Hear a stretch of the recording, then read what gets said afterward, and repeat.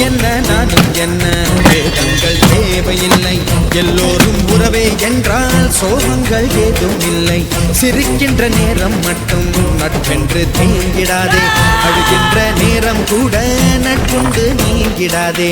தோல்வியை என்றும்